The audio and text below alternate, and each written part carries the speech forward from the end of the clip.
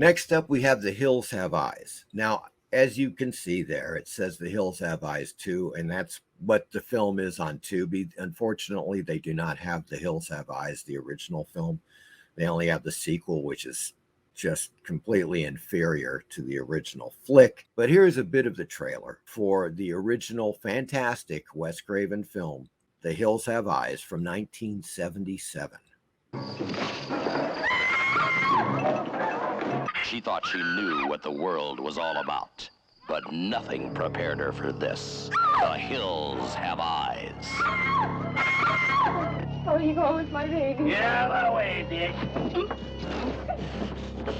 A mother fighting for her child loses it in the worst possible way. Murdered, raped, burned, but not beaten. The hills have eyes. The story of one family's refusal to die. I'm gonna get those animals. The hills have eyes. A night of terror, a day of vengeance where no one was spared. No one. Kill the baby! Kill me! They fought back. Anything was a weapon. The family dog to the family car. It's working! The Toolbox Murders, folks, 1978, starring Cameron Mitchell. Let's just put it that way. And I've never seen him in a role like this. That's one of the shocking things about this film. As it says, a murderer terrorizes an apartment complex using household tools to claim his victims. When his sister disappears, Joey vows to track down the killer. It's brutal. In several places, there are a couple of really shocking scenes, especially for the time. You know, you got to remember, folks, this is 1978. You know, the 70s, these films just started coming out. Of course, the special makeup effects had greatly improved, even since the 1960s, of course, and people took advantage of that, and they started making more realistic, gruesome, shocking, graphic horror films. The Toolbox Murders is a result of that. He got her with a nail gun. I mean, we got 3 apartments, 1 forced entry. What if he didn't con his way in? What if he didn't have to? The Bible says, if one of thy members offend thee, cut it off. Cut it off! He killed her with a drill. So I cut him. I did it. I cut all the evil out. And next up, we have Mardi Gras Massacre from 1978.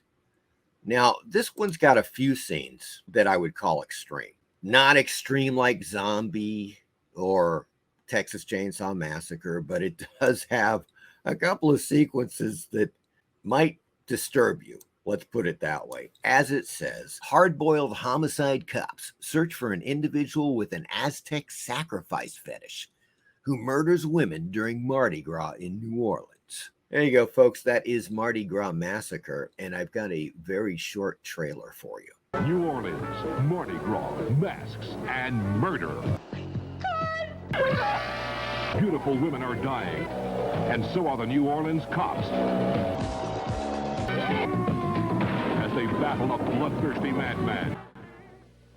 So now we're off of Tubi, folks. These are films you will not find on Tubi. A few of them you will find on YouTube. Just giving you a heads up on that. And of course, we have to go back to 1972 and Wes Craven's The Last House on the Left. 2 teenage girls heading to a rock concert for one's birthday try to score marijuana in the city, where they are kidnapped and brutalized by a gang of psychopathic convicts. And this one is definitely a shocker, folks. I mean, especially for the time, I can only imagine. Even seeing it later it was like the late 70s or early 80s when I saw it for the first time, you know, as a teenager. I found it pretty damn shocking and really queasy and disturbing. Needless to say, Last House on the Left was banned in the UK, probably a few other countries at the time. Next up, the 1978 classic Dawn of the Dead. An incredible film. You know, one of those flicks that I saw when it came out. As a matter of fact, when it premiered in Los Angeles, I went to Filmex which was at the time the annual Los Angeles Film Exposition. And so they had a midnight screening of Dawn of the Dead. Somewhere between 5 to 10 minutes into the film, a half dozen people had walked out visibly sick and shaken and disturbed. One of the most shocking things I had ever seen. I mean, you know, the graphic nature of this film cannot be denied. And that's what inspired Lucio Fulci to make Zombie. I think Fulci, his zombies are just better looking. That's the only complaint I have about Dawn of the Dead. Those bluish looking zombies just, they don't look that good. Typically, the makeup effects by Tom Savini are excellent. Otherwise, you know, I mean, everything, the arm munching, you know, the heads blowing up, all that stuff is great. Great soundtrack by Goblin. I mean, I had the soundtrack on vinyl along with a few other Goblin films. During an escalating zombie epidemic, 2 Philadelphia SWAT team members, a traffic reporter, and his TV executive girlfriend seek refuge in a secluded shopping mall. And naturally, I have a trailer for you here. It gets up and kills. The people it kills get up and kill. They must be destroyed on sight. When there is no more room in hell, the dead will walk the earth. Dawn of the Dead. Next up, we have one of the great American horror films, and perhaps just simply one of the great American films of all time. William Friedkin's The Exorcist from 1973, based upon the novel written by William Peter Blatty. Somehow, my second oldest brother and I convinced my mom to take us to the drive-in to watch this film when I was like 11. So needless to say, I was traumatized for several days afterwards. I couldn't sleep.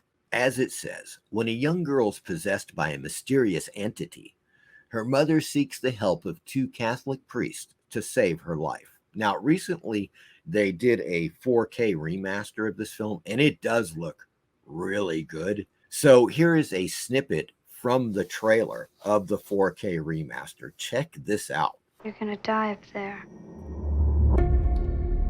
I need reassignment. You're the best we've got. I think I've lost my faith. Is there someone inside you? Sometimes. Who is it? I don't know. Is it Captain Howdy?